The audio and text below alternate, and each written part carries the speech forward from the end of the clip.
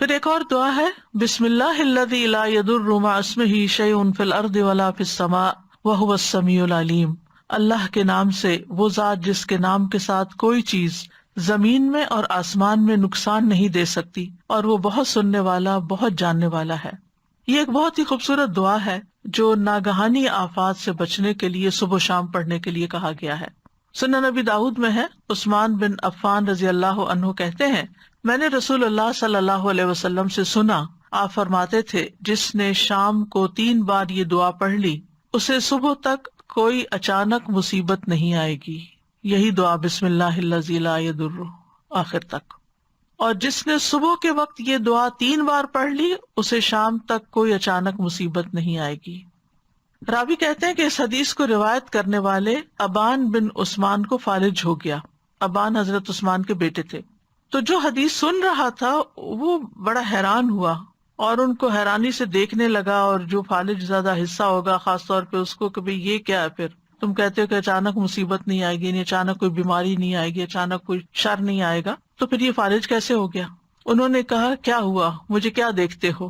اللہ کی قسم، میں نے عثمان رضی اللہ عنہ پر جھوٹ نہیں بولا کہ ان کے ریفرنس سے میں نے بات کی ہے کہ انہوں نے مجھے بتایا، اور نہ ہی عثمان رضی اللہ عنہ نے نبی صلی اللہ علیہ وسلم پر جھوٹ بولا، لیکن جس دن مجھے یہ فالج ہوا اس دن میں غصے میں تھا اور یہ کلمات پڑھنا بھول گیا تھا۔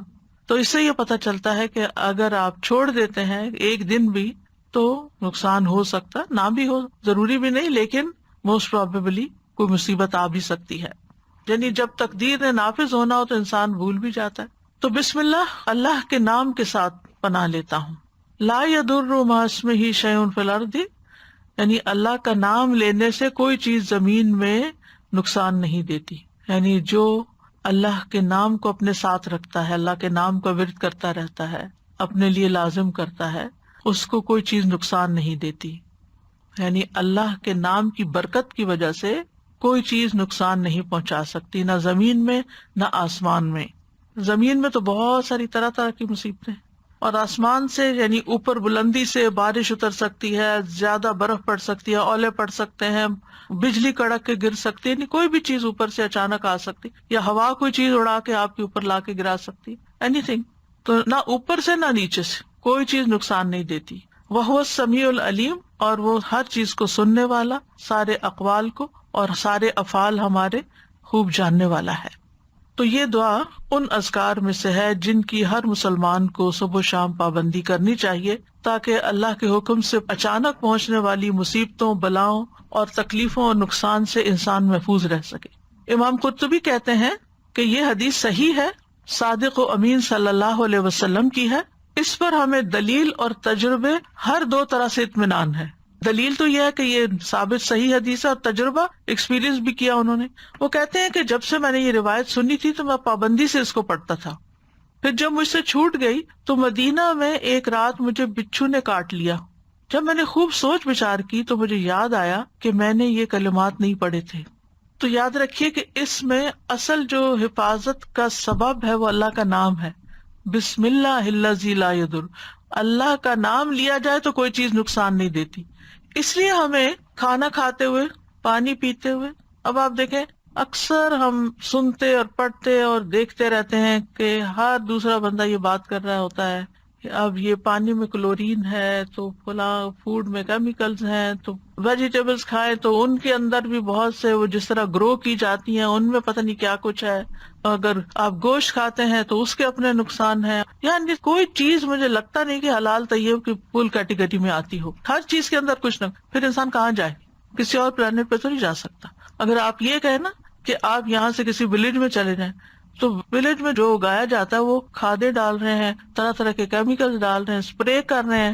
ہاں زیادہ سے زیادہ یہ ہو سکتا ہے کہ آپ کا کچن گارڈن ہو، لیکن اس میں بھی جو سوائل آپ لا کے ڈالیں گے آلریڈی اس کے اندر کچھ پیسٹی سائڈز ہوں گے، ٹھیک ہے نا؟ تو اس لیے کوئی بھی چیز بچی ہوئی نہیں ہے، اور پھر کریں کیا؟ جو کھائیں پیئیں اس پر اللہ کا نام لے لیں، اور اگر کسی چیز کے بارے میں زیادہ شک ہو تو پوری دعا پڑھ لیں، بسم اللہ الذی لا یضر مع اسمہ شیء فی الارض ولا فی السماء وہو السمیع العلیم۔ خاص طور پر اگر کوئی دوائی وغیرہ کھا رہے ہوں یا کوئی انجیکشن لگا رہے ہوں کہ آپ کو اس کے سائڈ افیکٹس کا خوف ہے، یا آپ سرجری کے لیے جا رہے ہوں، مطلب کوئی بھی چیز جس سے آپ کو ایک خوف ہے، خطرہ ہے، وہم ہے، تو آپ اس سے بچنے کے لیے یہ دعا پڑھ لیں۔ میٹھا پسند ہے تو اسے کھاتے ہوئے بھی پڑھ لیا کریں. اور ویسے بھی اگر ہم بسم اللہ پڑھ لیتے ہیں نا، جس چیز پہ بسم اللہ پڑھ لیتے ہیں اس کے اندر برکت ہو جاتی ہے، اور برکت ہونے کا مطلب ہوتا ہے اس کی خیر نصیب ہوتی ہے، اللہ شر سے بچا لیتے ہیں. جابر بن عبداللہ کہتے ہیں کہ رسول اللہ صلی اللہ علیہ وسلم نے فرمایا، جب تم رات کو کتے کے بھونکنے یا گدھے کے ہینگنے کی آواز سنو تو اللہ کی پناہ طلب کیا کرو، اعوذ باللہ پڑھا کرو، کیونکہ جو کچھ وہ دیکھتے ہیں تم نہیں دیکھتے. جب لوگ سو جاتے ہیں تو باہر نہ نکلا کرو، کیونکہ اللہ عز و جل رات کے وقت اپنی مخلوق میں سے جس کو چاہتا ہے پھیلا دیتا ہے. اور اللہ کا نام لے کر دروازے بند کیا کرو، یعنی اپنے کمرے کا دروازہ بند کر رہے ہو یا گھر کا بند کر رہے ہو، بسم اللہ پڑھ کے کیا کریں، کیونکہ شیطان وہ دروازہ نہیں کھولتا جسے اللہ کا نام لے کر بند کیا گیا ہو. اور مشکوں کو تسمے سے باندھ دو. پہلے زمانے میں وہ لیدر بیگز میں پانی ڈال کے تو وہ درختوں کے ساتھ یا کسی چیز کے ساتھ لٹکا دیتے تھے تاکہ ہوا لگتی رہے، پانی ٹھنڈا رہے. تو اس کو آگے سے پھر باندھ کے تسمے سے تب لٹکاتے تھے، یا رکھتے بھی تھے، ظاہر ہے وہ کہیں بھی رکھے تو پانی نکلے گا. تو جب اس کا منہ بند کریں، بوتل کا ڈھکن بند کریں، فریج بند کریں، بسم اللہ پڑھ لیں. مٹکوں کو ڈھانپ دو، یعنی جس میں سے پانی لے کے پیتے ہو. برتنوں کو اوندا کر دو، کھلے برتن نہیں چھوڑو. یہ حفاظت کے سارے طریقے ہمارے دین نے ہمیں سکھائے، اور اللہ سے بڑھ کر کون جانتا ہے، جس نے وحی کے ذریعے نبی صلی اللہ علیہ وسلم کو یہ ساری باتیں سکھائی اور پھر آپ نے ہم تک یہ پہنچائی. تو ہمارا دین کتنا خوبصورت دین ہے کہ جس میں صرف دین اور آخرت نہیں بلکہ دنیا میں رہنے کے طریقے بھی سکھائے اور دنیا میں حفاظت کے ساتھ رہنے کے طریقے بتا دیے. اگلی دعا ہے اللہم عافنی فی بدنی، اللہم عافنی فی سمعی، اللہم عافنی فی بصری، لا الہ الا انت، اللہم انی اعوذ بک من الکفر والفقر، اللہم انی اعوذ بک من عذاب القبر، لا الہ الا انت. اے اللہ مجھے میرے بدن میں عافیت عطا فرما، اے اللہ مجھے میری سماعت میں عافیت عطا فرما، اے اللہ مجھے میری بصارت میں عافیت عطا فرما، تیرے علاوہ کوئی اور معبود نہیں. اے اللہ میں کفر اور فقر سے تیری پناہ میں آتا ہوں، اے اللہ میں عذاب قبر سے تیری پناہ میں آتا ہوں، تیرے سوا کوئی معبود نہیں. یہ صبح و شام عافیت کی دعا ہے جو پڑھنی چاہیے. عبد الرحمن بن ابو بکرہ رضی اللہ عنہ سے مروی ہے، ایک مرتبہ انہوں نے اپنے والد سے کہا، اے ابا جان، میں آپ کو ہر صبح یہ دعا کرتے ہوئے سنتا ہوں، اللہم عافنی فی بدنی آخر تک، اور آپ یہ بھی کہتے ہیں اللہم انی اعوذ بک من الکفر والفقر آخر تک. انہوں نے فرمایا، ہاں اے میرے بیٹے، بے شک میں نے نبی صلی اللہ علیہ وسلم کو ان کے ساتھ دعا مانگتے ہوئے سنا ہے، اس لیے مجھے ان کی سنت پر عمل کرنا زیادہ پسند ہے. یعنی انہوں نے اور فائدے کچھ نہیں زیادہ بتائے، ان کا کہ میں نے آپ صلی اللہ علیہ وسلم کو پڑھتے ہوئے سنا تو میں بھی پڑھتا ہوں، سنت کو فالو کرتا ہوں، اور باقی فائدے تو اللہ کے حوالے ہیں. جب میں اس کو فالو کروں گا تو فائدے ہی فائدے ہیں. پہلے بھی میں نے یہ بات ذکر کی تھی کہ چاہے اللہ کے کلام سے یا دعاؤں سے آپ نے دنیا کی کسی مصیبت سے بھی بچنا ہو، کسی بیماری سے نکلنا ہو، نیت عبادت کی کریں کہ اللہ میں یہ تیرا ذکر تیری عبادت کی نیت سے کر رہی ہوں، تو اسے قبول کر لے اور مجھے اس مشکل سے نجات دے. صبح و شام 3 دفعہ یہ کلمات دہراتے تھے. تو اللہم عافنی فی بدنی مطلب یہ کہ اللہ مجھے میری ساری جسمانی بیماریوں سے اور آفتوں سے سلامتی دے.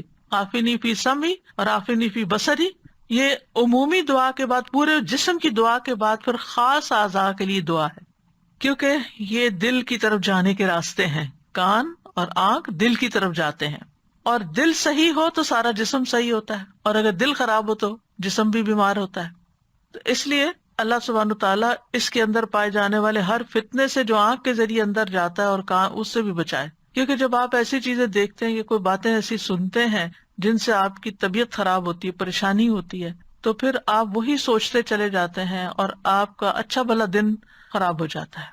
تو جب ہم یہ دعا مانگ رہے کہ اللہ میری آنکھ کو اپنی عافیت میں رکھ، یعنی یہ کوئی ایسی چیز بھی نہ دیکھے جو تجھے ناپسند ہو، اور اگر کوئی ایسی چیز ہے کہ جس کو دیکھنا خوف کا یا غم کا یا تکلیف کا باعث ہے، اس سے بھی محفوظ رکھ.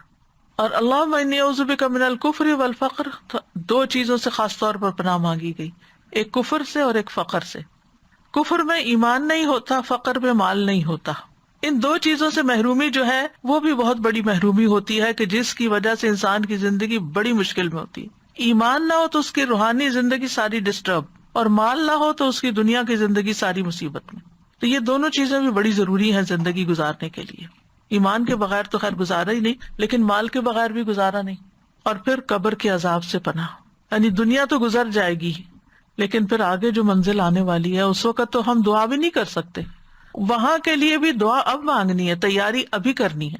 تو اس لیے عذاب قبر جو عالم برزخ میں ہوگا، جو روح اور جسم پر ہوگا، جو بھی اس کے مستحق ہوں گے، اور یہ عذاب برحق ہے. نبی صلی اللہ علیہ وسلم ایک مرتبہ بآواز بلند فرما رہے تھے، اے لوگوں، عذاب قبر سے اللہ کی پناہ مانگا کرو، عذاب قبر برحق ہے، یعنی اس کو جھٹلاؤ نہیں، یہ سچا ہے. اور یہ مسند احمد کی روایت ہے حضرت عائشہ سے.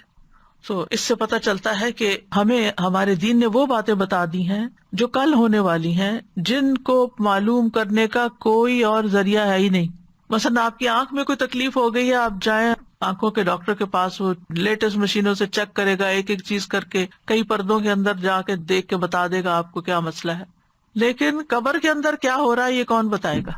کوئی انسان نہیں بتا سکتا، وہ تو اللہ ہی بہتر جانتا ہے. تو اللہ تعالیٰ نے نبی صلی اللہ علیہ وسلم کے ذریعے ہمیں اس مصیبت سے بچنے کے لیے بھی دعا سکھا دی ہے.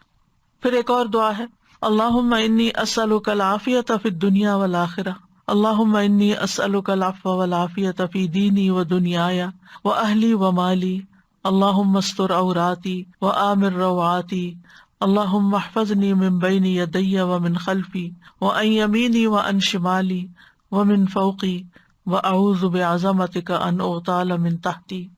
اے اللہ، میں دنیا اور آخرت میں تجھ سے عافیت کا سوال کرتا ہوں. اے اللہ، میں تجھ سے اپنی دنیا اور دین اور اپنے اہل خانہ اور مال کے متعلق درگزر اور عافیت کا سوال کرتا ہوں. اے اللہ، میرے عیبوں پر پردہ ڈال دے اور خوف سے مجھے امن عطا کر دے. اے اللہ، آگے، پیچھے، دائیں، بائیں اور اوپر کی جانب سے میری حفاظت فرما، اور میں تیری عظمت سے تیری پناہ میں آتا ہوں کہ مجھے نیچے سے اچک لیا جائے، یعنی زمین میں دھنسنے سے پناہ چاہتا ہوں. عبداللہ بن عمر رضی اللہ عنہ کہتے ہیں کہ رسول اللہ صلی اللہ علیہ وسلم صبح و شام یہ دعا مانگنا نہیں چھوڑتے تھے، یعنی آپ نے کبھی یہ دعا نہیں چھوڑی تھی. کیا دعا ہے؟ اللہم انی اسألک العافیہ، اے اللہ میں تجھ سے عافیت کا سوال کرتا ہوں، یعنی سلامتی اور نجات کا. عافیت کا معنی کیا ہے؟ سلامتی اور نجات. سلامتی کس سے کہ تکلیف آئے ہی نہ، اور نجات کس سے کہ اگر آ گئی ہے تو جان چھوٹ جائے اس سے. پھر دنیا والآخرہ، دنیا میں عافیت یعنی ہر طرح کے مصائب اور شر سے حفاظت، اور آخرت میں عافیت، آخرت کی ہر تنگی اور تکلیف سے. کتنی خوبصورت دعا ہے یہ. اس میں بھی صرف دنیا نہیں بلکہ آخرت کو بھی یاد رکھا گیا ہے، کیونکہ مومن کی زندگی میں آخرت دنیا سے کچھ کم نہیں ہوتی. Very important. اللہم انی اسألک العفو والعافیۃ. اب یہاں پر عافیت کے ساتھ عفو کا بھی ذکر کیا گیا اور عافیت دوبارہ پھر مانگی گئی، یعنی مغفرت اور درگزر کرنے کا سوال کرتا ہوں. فی دینی و دنیایا، دین اور دنیا کے متعلق. دینی معاملات میں عافیت سے مراد کیا ہے کہ میں اللہ تعالیٰ کے کسی حکم کی نافرمانی نہ کروں، اور مجھے ہر طرح کی خلاف ورزی سے اور بدعت سے سلامتی نصیب ہو، میں عافیت میں رہوں، کہیں اللہ کو ناراض نہ کروں. اور دنیایا، دنیا میں جتنی بھی چیزیں ہیں ان سب کے بارے میں بھی میں یہی چاہتا ہوں کہ اللہ تعالیٰ میری غلطیوں کوتاہیوں کو معاف کر دے، عفو سے درگزر سے کام لیتا رہے، کیونکہ اگر کسی بھی جگہ اللہ تعالیٰ پکڑ لے تو ہم کیا کر سکتے ہیں. اور پھر ہر طرح کی سلامتی اللہ تعالیٰ عطا کرے. وہ اہلی، اہل سے مراد بیوی، اولاد اور رشتے دار ہیں، اہل خانہ جن کو کہتے ہیں، یعنی ان کو اپنی عافیت میں رکھ کہ وہ بری کمپنی سے بچیں، بری بیماریوں سے بچیں، بہت زیادہ دنیا کی محبت سے بچیں، یعنی ہر وہ چیز جو انہیں نقصان دینے والی ہے اللہ تعالیٰ اس سے بچا لے. وہ مالی، اور مال کے اندر عافیت ہو. کیا مطلب؟ کہ مال پر کوئی آفت نہ آ پڑے، کیونکہ بعض اوقات ایسا ہوتا ہے کہ انسان کے پاس بہت کچھ ہوتا ہے، اچانک کوئی ایسا حادثہ ہو جاتا ہے کہ کچھ بھی نہیں رہتا، وہاں سے مصیبت آتی ہے جہاں سے انسان سوچ بھی نہیں سکتا. پھر اسی طرح مال میں عافیت کیا کہ حلال ہو، حرام کا شائبہ نہ ہو، شکوک و شبہات سے پاک ہو، یعنی جو کماؤں وہ بھی صاف ستھرا ہو اور جو میرے پاس ہے اس کی بھی حفاظت ہو، اس میں بھی عافیت رہے، سلامت رہے، وہ زوال نہ ہو اس کا، ضروریات میں کسی اور کا محتاج نہ ہوں میں. اللہم استر، اے اللہ ڈھانپ دے، سطر ڈھانپنے کو کہتے ہیں نا، یعنی میری حفاظت کر. عورتی، عورت کہتے ہیں وہ چیز جس کو ظاہر کرنا شرمناک ہو، مراد ہے گناہ اور عیب، یعنی ہر وہ چیز جس کے ظاہر ہونے پر مجھے شرم آئے آپ اس پہ پردہ ڈال دیں.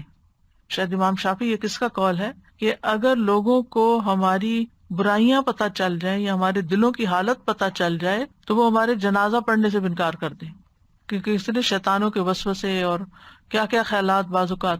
تو اس میں آپ دیکھیے کہ جب انسان اللہ سے دعا مانگتا ہے کہ اللہ مجھے بچا کے رکھ، تو پھر یہ شر کم ہوتا ہے. وآمن روعاتی، اور مجھے ہر اس چیز سے اطمینان اور امن بخش دے جو خوف زدہ کرے، یعنی جو میرے لیے گھبراہٹ کا سبب بنے. آمن روعاتی. اگر مختلف لوگوں کو دیکھیں تو ان کی گھبراہٹ کی چیز مختلف. کچھ لوگ کراؤڈ سے بڑا گھبراتے ہیں، کچھ لوگ سوشلائزنگ سے گھبراتے ہیں، انسانوں کو فیس نہیں کر سکتے، کچھ لوگ مارکیٹ جانے سے گھبراتے ہیں، کچھ لوگ لفٹ پہ جانے سے گھبراتے ہیں، کوئی لوگ جہاز پہ بیٹھنے سے گھبراتے ہیں. یعنی مختلف طرح کے لوگوں کی مختلف گھبراہٹیں ہیں، فوبیا جن کو کہتے ہیں. چھری سے، آگ جلانے سے. اور ریسنٹلی کسی نے کہا کہ مجھے آگ کے قریب جانے سے بہت ڈر. میں کہا خواتین کا تو گزارا ہی نہیں. لیکن اب آپ دیکھیں کہ جس کے اندر یہ خوف ہے، اور خاص طور پر گیس کا چولہا تو کہتی جلا ہی نہیں سکتی.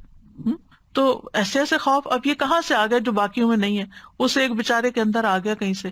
تو ایسے ہی ہر ایک کے اندر کسی کسی ایسی چیز کا خوف ہوتا ہے. اور پھر اسی طرح کچھ لوگوں کو ایسے نفسیاتی امراض لگ جاتے ہیں کہ شام ہوتے ہی ان کو ڈپریشن ہوتا ہے، موسم تبدیل ہوتا ہے. پھر اسی طرح جیسے کوئی کام کر لیتے ہیں تو ان کو وہم رہتا ہے پتہ نہیں کیا یا نہیں، وہم کی بیماری. گھر پتہ نہیں لاک کیا کہ نہیں، گاڑی تک جا کے بیٹھ جائیں گے، پھر وہاں سے بےچارے نکلیں گے، پھر آ کے دروازہ چیک کریں گے بند کیا کہ نہیں، پھر جا کے بیٹھیں گے تو پھر خیال آئے گا شاید میں نے صحیح چیک نہیں کیا، پھر دوبارہ جائیں گے. کتنی تکلیف میں ہوتے ہیں ایسے لوگ. یعنی ہم سب ان میں سے کسی نہ کسی چیز کا ایکسپیرئنس کر رہے ہوتے ہیں. وضو کا بھی ہوتا ہے، کوکر کا ہوتا ہے، بند نہیں کر کے پکا سکتے اس کو. اللہ تعالیٰ ہر طرح کے ایسی چیزوں سے بچا کے رکھے. تو یہ جو ہے نا وہ آمن روعاتی، اللہ جتنی چیزیں مجھے گھبراہٹ میں ڈالتی ہیں ان سب سے مجھے نجات دے، امن دے دے. آمن امن سے مجھے پیس عطا، یعنی اطمینان قلب نصیب کر دے. کتنی خوبصورت دعا ہے، بس صبح شام پڑھنے کے لیے ہر چیز اس میں کور ہو رہی ہے. اللہم احفظنی من بین یدی ومن خلفی، اللہ میری حفاظت کر میرے سامنے سے بھی، یعنی کوئی مثلا گاڑی سامنے سے آ کے نہ لگے مثلاً، یا کوئی چیز مجھے سامنے سے نہ ٹکرائے آ کے. ومن خلفی، اور میرے پیچھے سے کوئی اچانک نہ آ جائے. کچھ لوگ جیسے نماز پڑھے تو کہتے ہیں مجھے لگتا ہے پتہ نہیں کوئی پیچھے کھڑا ہے، خوف میں رہتے نماز ہی ٹھیک نہیں پڑھ پاتے. وَعَنْ یمینی، دائیں طرف سے کوئی چیز نہ آئے. وَعَنْ شمالی، بائیں طرف سے نہ آئے. وَمِنْ فَوْقی، اوپر سے کوئی نہ آئے. شیطان نے بھی تو یہی کہا تھا نا کہ میں انسان کے آگے سے، پیچھے سے، دائیں بائیں سب طرف سے آؤں گا. وہ اوپر کا اس نے نہیں کہا تھا کہ جس بندے پہ اللہ کی رحمت ہوتی ہے. وَأَعُوذُ بِعَظَمَتِكَ أَنْ أُغْتَالَ مِنْ تَحْتِي، اور میں تیری عظمت، تیری قوت اور تیری طاقت کے ساتھ حفاظت اور پناہ طلب کرتا ہوں کہ مجھے زمین میں دھنسا نہ دیا جائے، کہیں میں ہلاک نہ ہو جاؤں. اب دیکھیں کہ ساری جو سمتیں ہیں، ڈائریکشنز ہیں، ان کا نام لیا گیا، لیکن جو تحت ہے زمین جس سے ہم کہیں بھاگ نہیں سکتے. اوپر اگر ہمیں ڈر لگے نا کہ یہ کوئی چیز گرنے والی، تو ہم کیا کرتے ہیں؟ فوراً ہٹ جاتے ہیں. سامنے سے کچھ آ رہا تو ہم ایک طرف ہو جاتے ہیں، دائیں طرف سے آ رہا تو ہم بائیں طرف ہو جائیں گے، بائیں طرف سے پیچھے سے اگر ہمیں شک پڑے تو بھاگ نکلیں گے. اللہ نہ کرے زمین سے کچھ ہونے لگے تو کدھر بھاگیں گے؟ زمین ہلنے لگے، کبھی زلزلے کا اگر ایکسپیرینس ہوا ہو تو اللہ کی پناہ. انسان کو سمجھ ہی نہیں آتی کہ یہ رکے کیسے، اس کو روکیں کیسے. اور اگر خسف ہو، اللہ نہ کرے. ایک دفعہ مجھے ایک ویڈیو دیکھنے کا موقع ملا جس میں گاڑیاں سرپٹ بھاگی جا رہی ہیں ہائی وے پہ، اور آگے سے زلزلہ آیا، ہائی وے کریک ہوئی، اتنا چوڑا ہوا کہ گاڑیاں ایک کے بعد ایک نیچے گر رہی ہیں. اتنا خوفناک منظر تھا. اسی طرح ایک جگہ پر زمین سنک ہونے لگ گئی، وہ درخت بھی نیچے اندر جا رہے ہیں، اور انسان بھی اور حیوان بھی، اور سب نیچے نیچے نیچے. انسان کیا کر سکتا ہے؟ کچھ بھی نہیں. تو اس لیے اس کو خاص طور پر الگ بیان کیا گیا، وَأَعُوذُ بِعَظَمَتِكَ أَنْ أُغْتَالَ مِنْ تَحْتِي، کہ زمین کے اندر دھنسائے جانے سے میں تیری پناہ چاہتا ہوں کہ نیچے سے میں ہلاک ہو جاؤں اور کسی مصیبت میں پڑ جاؤں. پھر ایک اور دعا ہے، اللہم فاطر السماوات والارض عالم الغیب والشہادہ رب کل شیء وملیکہ اشہد ان لا الہ الا انت اعوذ بک من شر نفسی وشر الشیطان وشرکہ. اے اللہ، آسمانوں اور زمین کے پیدا کرنے والے، غیب اور حاضر کے جاننے والے، ہر چیز کے رب اور مالک، میں گواہی دیتا ہوں کہ تیرے علاوہ کوئی معبود نہیں. میں اپنے نفس کے شر سے تیری پناہ میں آتا ہوں، اور شیطان کے شر اور شرک سے تیری پناہ میں آتا ہوں. یہ دعا بھی صبح شام پڑھی جائے گی. ابو بکر صدیق رضی اللہ عنہ نے عرض کیا، اے اللہ کے رسول، مجھے کچھ ایسے کلمات کا حکم دیجیے جنہیں میں صبح شام پڑھا کروں، یعنی جنہیں میں صبح کروں اور شام کروں تو کہہ لیا کروں. آپ نے یہی کلمات سکھائے. آپ نے فرمایا جب صبح اور جب شام کرو، اور جب اپنے بستر پر آؤ تب بھی اس دعا کو پڑھ لیا کرو. اب آپ دیکھیے کہ نبی صلی اللہ علیہ وسلم اپنے بہت عزیز دوست حضرت ابو بکر کو یہ دعا سکھا رہے ہیں. کتنی قیمتی دعا ہے، اور اس میں بھی اللہ تعالیٰ کے ناموں اور صفات کا واسطہ ہے کہ اے اللہ جو آسمانوں اور زمین کا پیدا کرنے والا ہے. یعنی فطرہ کہتے ہیں جب کوئی کام شروع کر کے اس کو بنایا اور پیدا کیا جائے. پھر عالم الغیب ہے، یعنی سب چیزوں کا جاننے والا ہے جو ابھی وجود میں بھی نہیں آئی، غیب میں ہے. عالم الغیب والشہادہ، شہادہ کہتے ہیں جو سامنے نظر آ رہا ہو. جس کو دیکھ سکیں آپ. اور ایک اور قول ہے کہ غیب وہ ہے جو بندوں کی نظروں سے اوجھل ہے، اور شہادہ وہ ہے جس کو وہ دیکھتے ہوں. اور اسی طرح کہا گیا کہ غیب پوشیدہ اور شہادہ ظاہر. اسی طرح کہا گیا غیب سے مراد آخرت اور شہادہ سے مراد دنیا. پھر اسی طرح ایک معنی یہ بھی کیا گیا کہ جو پہلے ہو چکا گون، اور جو آگے آنے والا ہے. اور پھر اس میں رب کل شیء، جو رب ہے ہر چیز کا، وہ ملیک ہو اور اس کا مالک، اس کی پناہ لیتا ہوں من شر نفسی، اپنے ہی نفس کے شر سے. اب اس کا خاص طور پر نفس کا ذکر آ گیا یہاں، کیونکہ ان النفس لامارۃ بالسوء، نفس انسان کو بہت زیادہ برائیوں کا حکم دیتا ہے، دنیا کی فنا ہونے والی لذتوں کی طرف لے جاتا ہے اور آخرت کو بلوا دیتا ہے. وشر الشیطان، اور شیطان کے شر سے، وشرک ہی، اور اس کے شرک سے، یعنی جس کا وہ حکم دیتا ہے. اسی طرح اس کو شرک ہی بھی پڑھا گیا ہے. شرک جال کو کہتے ہیں جس سے مچھلی یا پرندے وغیرہ کا شکار کیا جاتا ہے. تو شیطان کا بھی ایک جال ہوتا ہے جس سے وہ انسانوں کا شکار کرتا ہے. دونوں طرح سے پڑھ سکتے ہیں. تو یہ خواہشات کے ذریعے، یہ شبہات کے ذریعے انسانوں کو شکار کرتا ہے. اسی طرح یہ دعا ایک اور طریقے سے بھی آئی ہے، اللہم فاطر السماوات والارض عالم الغیب والشہادۃ انت رب کل شیء والملائکۃ یشہدون انک لا الہ الا انت فانا نعوذ بک من شر انفسنا ومن شر الشیطان الرجیم وشرکہ وان نقترف علی انفسنا سوءا او نجرہ الی مسلم. تھوڑے بہت الفاظ کا فرق ہے. تو یہ دعا بھی وارد ہوئی ہے. اور اس میں ان اقترف علی نفسی سوءا او اجرہ الی مسلم کا مطلب ہے میں اپنے نفس پر کوئی برائی گھسیٹ کے لاؤں یا کسی مسلمان کی طرف لے جاؤں. یعنی شر کے پیدا ہونے کے دو مقامات کو بیان کیا گیا ہے، ایک نفس اور ایک شیطان، اور دو گھاٹوں کو بیان کیا گیا ہے اور اس کی انتہا کو ذکر کیا گیا ہے. یعنی اس کا نفس کے خلاف نقصان ہونا یا مسلمان بھائی کے خلاف نقصان ہونا، دونوں برابر کی چیزیں. پھر دعا ہے امسینا و امسى الملک للہ والحمد للہ لا الہ الا اللہ وحدہ لا شریک لہ لہ الملک ولہ الحمد وہو علی کل شیء قدیر. اللہم اسألک خیر ہذہ اللیلۃ واعوذ بک من شر ہذہ اللیلۃ وشر ما بعدہا. اللہم انی اعوذ بک من الکسل وسوء الکبر. اللہم انی اعوذ بک من عذاب فی النار وعذاب فی القبر. ہم نے شام کی اور اللہ کے ملک نے شام کی، ہم نے شام کی یعنی شام ہو گئی ہم پر، اور اللہ کی ساری مخلوق جو ہے اس پہ بھی شام ہوگی، یعنی جو ہمارے آس پاس نظر آتی ہے وہ مراد ہے. اور ساری تعریفیں اس اللہ کے لیے ہیں جس کے سوا کوئی معبود نہیں، وہ اکیلا ہے، اس کا کوئی شریک نہیں، اسی کے لیے بادشاہت ہے اور اسی کے لیے تعریف ہے، اور وہ ہر چیز پر قدرت رکھنے والا ہے. اے اللہ میں تجھ سے اس رات کی بھلائی کا سوال کرتا ہوں اور اس رات کے شر اور اس کے بعد کے شر سے تیری پناہ مانگتا ہوں.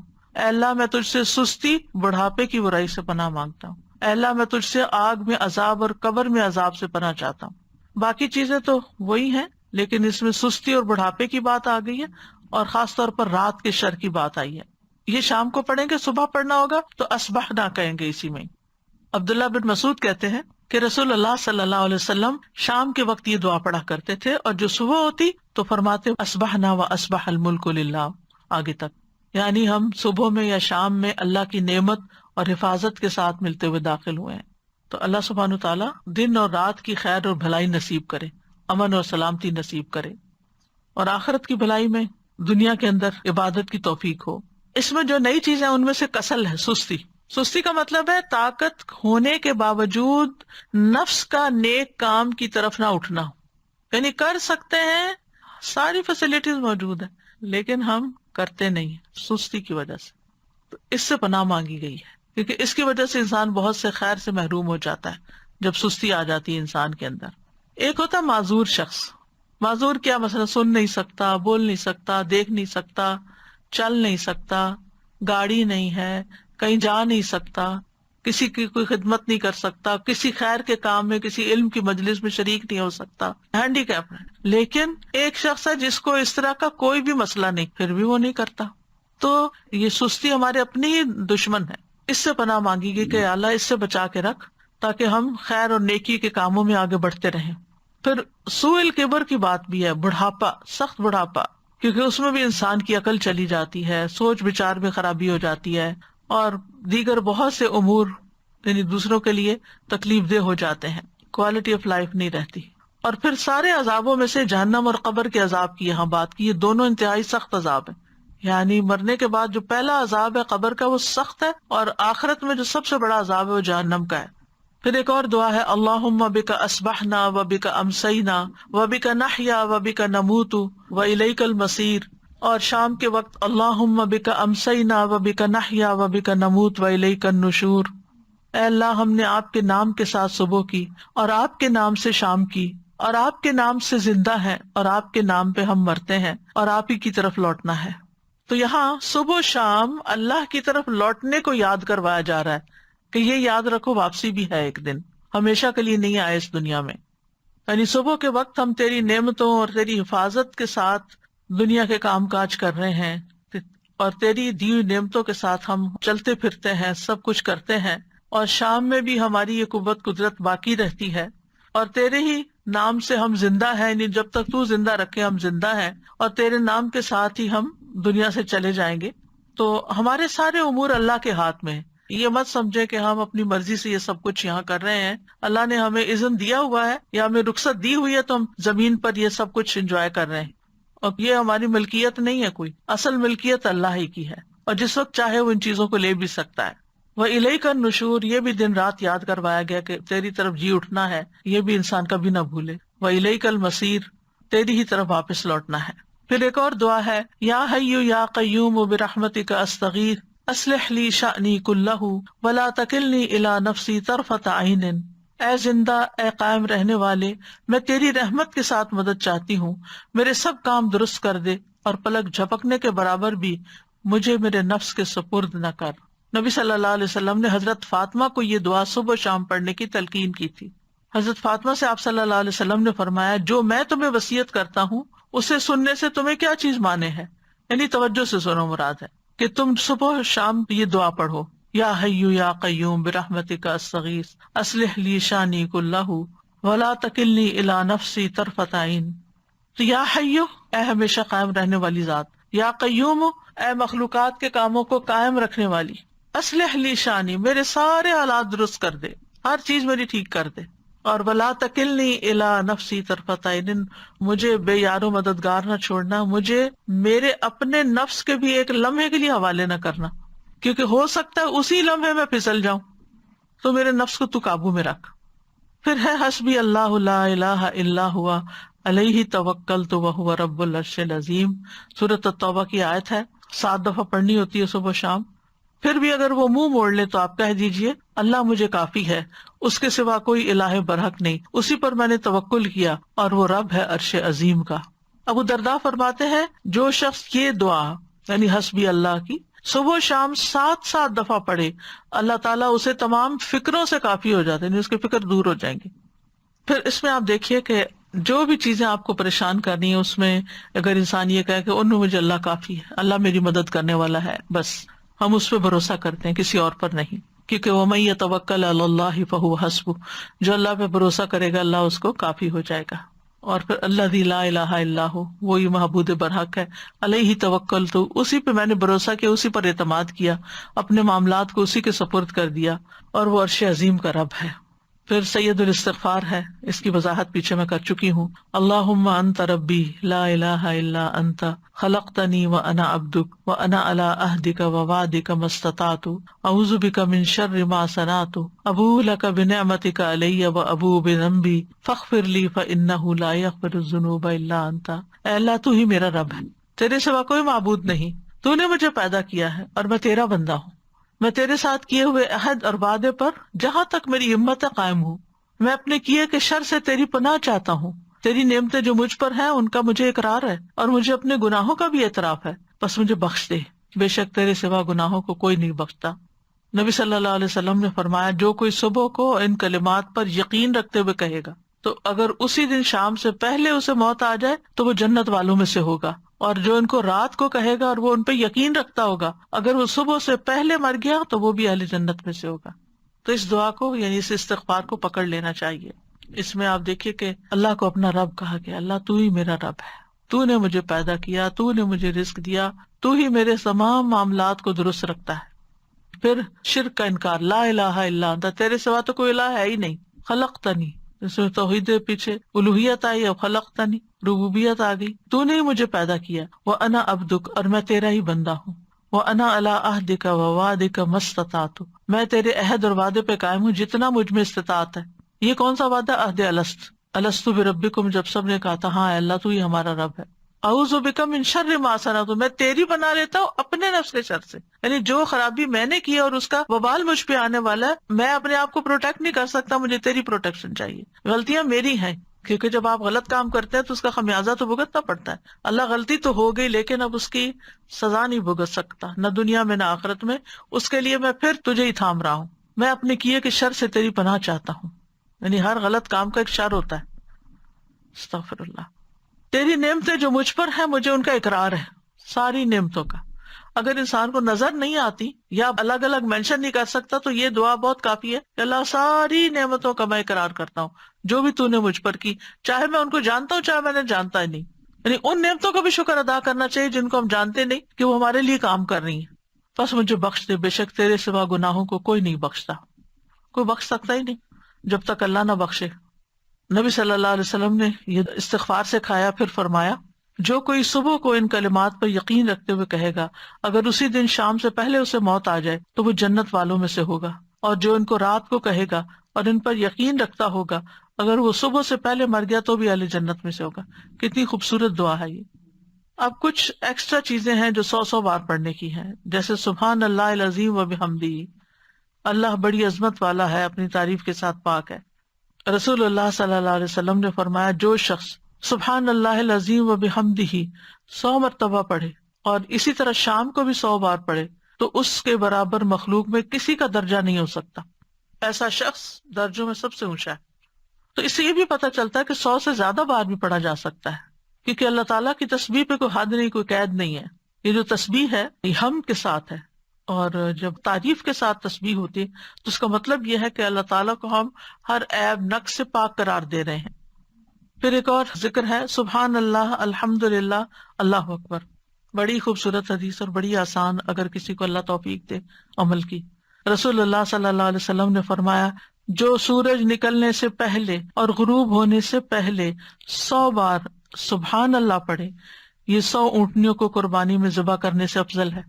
جب آپ سنتے ہیں نا کہ نبی صلی اللہ علیہ وسلم نے حج کے موقع پر 100 اونٹ قربان کیے تو ہم کہتے ہیں ہم تو زندگی میں سوچ بھی نہیں سکتے۔ اگر آپ سوچ نہیں سکتے اور آپ کو شوق ہے پھر بھی، تو آپ یہ کلمات صبح اور شام 100 بار پڑھیں سبحان اللہ۔ اور جو سورج نکلنے اور غروب ہونے سے پہلے، اوقات کی پابندی ہے یہاں، 100 مرتبہ الحمدللہ پڑھے، یہ 100 گھوڑے جہاد میں سواری کے لیے دینے سے افضل ہے کہ مجاہد اس پہ بیٹھ کے کہیں جائیں اللہ کے راستے میں جہاد کرے، تو اس سے بھی افضل ہے کہ آپ 100 بار الحمدللہ پڑھیں۔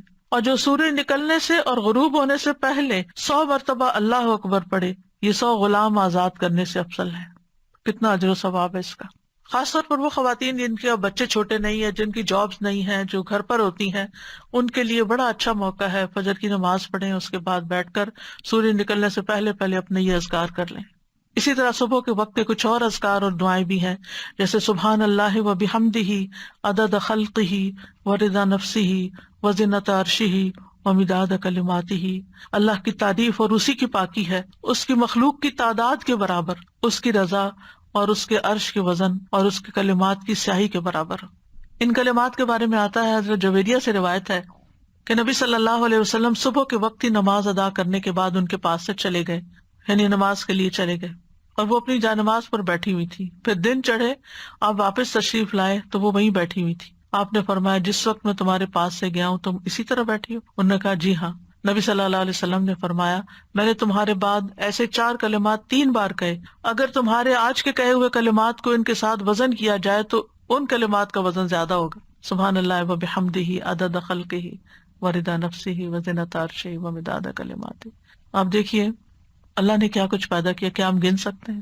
اس کے نفس کی رضا کیا ہے، وہ رضوان اللہ اکبر سب سے بڑی چیز ہے، اس کا عرش مخلوق میں سب سے بڑی چیز ہے، اس کا وزن کتنا ہوگا لا یعلم الا اللہ، صرف اللہ ہی جانتا ہے۔ اور مداد کلمات ہی، اس کے کلمات لکھنے کی جو سیاہی ہے، قرآن مجید میں آتا ہے کہ اگر سارے سمندر سیاہی بن جائیں اور سارے درخت کلمے بن جائیں تو تب بھی اللہ کے کلمات ختم نہیں ہوں گے، یہ سیاہی بھی ختم ہو جائے گی اور یہ قلم بھی ختم ہو جائیں گے۔ تو آپ سوچئے کہ اس کے برابر اللہ کی تسبیح یعنی گنتی میں، وزن میں، تعداد میں سب سے بڑی بڑی جو چیزیں ہیں ان کے برابر اللہ کی تسبیح. کتنی خوبصورت تسبیح ہے. پھر ایک اور دعا ہے، رضیت باللہ ربا وبالاسلام دینا وبمحمد نبیا. میں اللہ کے رب ہونے، اسلام کے دین ہونے اور محمد صلی اللہ علیہ وسلم کے رسول ہونے پر راضی ہوں. نبی صلی اللہ علیہ وسلم نے فرمایا، جو شخص صبح کے وقت یہ کہے، یعنی یہ کلمہ پڑھے، تو میں اس بات کا ضامن ہوں کہ اس کا ہاتھ پکڑے رکھوں یہاں تک کہ اس کو جنت میں داخل کر دوں گا. کتنی خوبصورت دعا ہے. جو اس بات پر مطمئن ہو جائے کہ میرے لیے میرا رب کافی ہے، اللہ ہی میرا رب ہے، وہی میرا معبود ہے اور اسلام میرا دین ہے. کیونکہ آج کے دور میں آپ دیکھیں کہ ہمارے بچوں کو اسلام کے اوپر بھی شک ہو گیا ہے، یقین اٹھ گیا ہے. تو جو اسلام کو سچا دین مانے اس کی اتنی بڑی جزا ہے، اور وہ اس بات کا اقرار کرے کہ میں اسی رستے پر چلوں گا. اور پھر وہ محمد صلی اللہ علیہ وسلم کے نبی ہونے پر بھی راضی ہو گیا. کان حقا علی اللہ ان یرضیہ، تو اللہ نے خود اپنی ذات پہ یہ واجب ٹھہرایا کہ وہ اس کو راضی کر دے. پھر ایک اور دعا ہے، اللہم انی اسألک علما نافعا ورزقا طیبا وعملا متقبلا. اے اللہ میں تجھ سے فائدہ دینے والے علم، پاک رزق اور قبول ہونے والے عمل کا سوال کرتا ہوں. حضرت ام سلمہ کہتی ہیں جب صبح کے وقت نبی صلی اللہ علیہ وسلم نماز سے سلام پھیرتے تو فرماتے، اللہم انی اسألک علما نافعا ورزقا طیبا وعملا متقبلا. ہر روز انسان کو یہی چیزیں تو چاہیے ہوتی ہیں، فائدہ مند علم بھی چاہیے ہوتا ہے اور پاک صاف حلال رزق بھی چاہیے ہوتا ہے، اور جو عمل وہ کرے اس کی قبولیت کی گارنٹی بھی چاہیے ہوتی ہے. اور اصل میں تو عمل مانگ رہا ہے نا کہ اللہ نیکیوں کی توفیق دے دے. علم جو ہے وہ روحانی ضرورت پوری کرتا ہے ہمارا، اور رزق جو ہے کھانا پینا وہ جسمانی ضرورت پوری کرتا ہے. تو جب یہ تین چیزیں اس کا ٹارگٹ بنے گی صبح صبح کہ یہ تین چیزیں میں نے دن میں حاصل کرنی ہے، علم حاصل کرنا ہے، رزق کمانا ہے اور پھر اچھے عمل کرنے، تو پھر وہ پلان کرے گا دن کو، اپنے ٹارگٹ سیٹ کرے گا. یہاں آپ دیکھیں کہ رزق سے پہلے علم نافع کا سوال کیا گیا سب سے پہلے. آپ دیکھتے کہ اکثریت ہماری علم نافع سے پہلے رزق کو رکھتی ہے. ٹھیک ہے وہ ضرورت ہے، لیکن اس سے یہ پتہ چلتا ہے کہ جہاں رزق کے کمانے کے لیے انسان کوشش کرتا ہے وہاں پر اس کو علم حاصل کرنے کی اس سے بھی زیادہ کوشش کرنی چاہیے. کیونکہ رزق کمانے میں تو سارے مددگار بن جاتے ہیں، لیکن علم حاصل کرنے میں آپ کا شوق ہی ہوتا ہے، آپ کو خود ہی اسٹرگل کرنی پڑتی ہے.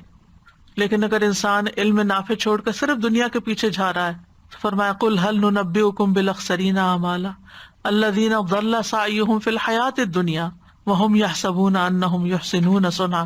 کہہ دیجیے کیا ہم بتائیں تمہیں کہ اعمال کے اعتبار سے کون لوگ سب سے زیادہ خسارے میں ہیں؟ یہ وہ لوگ ہیں جن کی ساری کوشش دنیا کی زندگی میں ضائع ہو گئی اور وہ سمجھتے رہے کہ وہ بہت اچھے کام کر رہے ہیں. یعنی جو لوگ صرف دنیا کے پیچھے بھاگ رہے ہیں، دنیا حاصل بھی کر رہے ہیں، وہ سمجھتے ہیں ہم سب سے زیادہ کامیاب لوگ ہیں. آج اگر آپ سکسیسفل پیپل کی سٹوریز دیکھیں اس میں کوئی وہ نہیں نظر آئے گا کہ جو آخرت کے لیے کام کر رہا ہوں. وہی لوگ ہوں گے کہ جو دنیا میں آگے نکلے ہوئے ہیں. کبھی انسان کو رزق مال مل بھی جاتا ہے اور وہ سمجھتا ہے کہ یہ پاک اور مفید ہے، لیکن حقیقت میں وہ نقصان دہ ہوتا ہے. تو اس کو بھی کیا حلال ہے کیا نہیں ہے، کیا مفید ہے کیا نہیں ہے، یہ بھی علم سے پتہ چلتا ہے. تو علم نافع میں دین کا علم بھی اور دنیا کا بھی وہ فائدہ مند علم جس سے انسان کو اچھے برے کی تمیز ہو، وہ بھی ضروری ہے. پھر کچھ کلمات شام کے وقت کے لیے خاص ہیں، جیسے اعوذ بکلمات اللہ التامات من شر ما خلق 3 بار پڑھنا. ایک آدمی نبی صلی اللہ علیہ وسلم کی خدمت میں حاضر ہو کر عرض کرنے لگا، اے اللہ کے رسول مجھے رات بچھو نے کاٹ لیا. آپ نے فرمایا اگر تم شام کے وقت اعوذ بکلمات اللہ التامات من شر ما خلق پڑھ لیتے تو تمہیں یہ تکلیف نہ پہنچاتا. پھر اسی طرح دن کے کسی بھی وقت میں آپ یہ ذکر پڑھ سکتے ہیں، سبحان اللہ و بحمدہ 100 بار. چاہے تو صبح کے وقت پڑھ لیں، چاہے تو سورج نکلنے کے بعد پڑھ لیں، دوپہر میں پڑھ لیں، جب دل چاہے پڑھ لیں. رسول اللہ صلی اللہ علیہ وسلم نے فرمایا جو شخص سبحان اللہ و بحمدہ دن میں 100 بار کہے تو اس کے گناہ معاف کر دیے جاتے ہیں، اگرچہ سمندر کی جھاگ کے برابر ہی کیوں نہ ہو.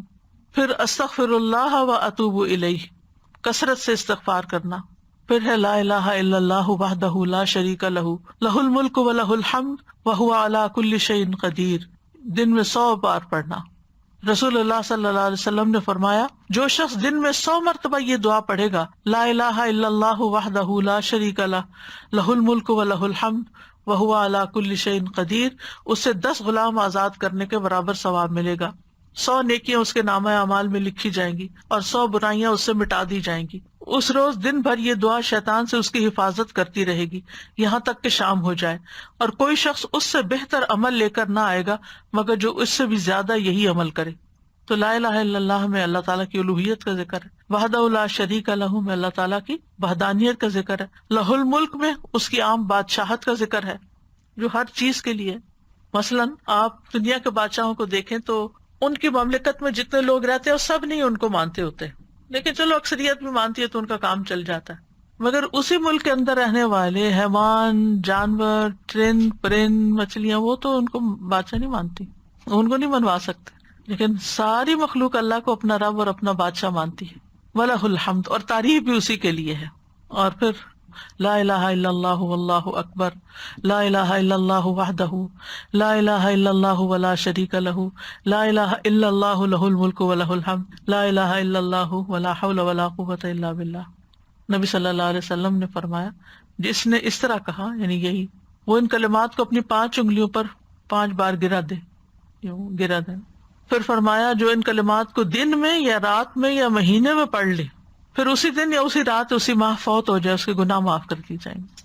یہ جو دعائیں ایپ ہے نا، اس کے اندر میں نے یہ ڈلوائی ہے دعا، لا الہ الا اللہ واللہ اکبر، لا الہ الا اللہ وحدہ، لا الہ الا اللہ لا شریک لہ، لا الہ الا اللہ لہ الملک ولہ الحمد، لا الہ الا اللہ ولا حول ولا قوۃ الا باللہ. جزاکم اللہ خیرا، وآخر دعوانا ان الحمد للہ رب العالمین. سبحانک اللہم وبحمدک، اشہد ان لا الہ الا انت، استغفرک واتوب الیک. السلام علیکم ورحمۃ اللہ وبرکاتہ.